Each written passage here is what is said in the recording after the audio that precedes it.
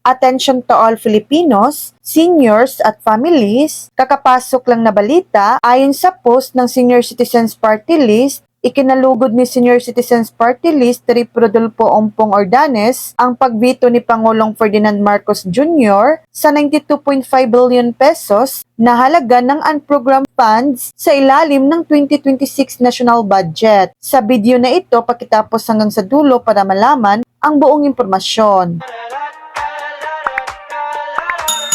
Ayon kay Ordanes, ang nabanggit na halaga ay magiging savings na sana ay gamitin sa kapakanan ng mga senior citizens at mahirap nating kababayan. Sabi ni Ordanes, maaari itong idagdag sa alokasyon para sa zero balance billing at para mas mapataas ang subsidy sa PhilHealth na pawang pakikinabangan ng mga senior citizens, person with disability at kanilang mga pamilya. Tiwala rin ni Ordanes na ang hakbang ni Pangulong Marcos Jr. ay makakatulong para maibalik ang tiwala ng publiko sa gobyerno. So yan lang po ang latest update.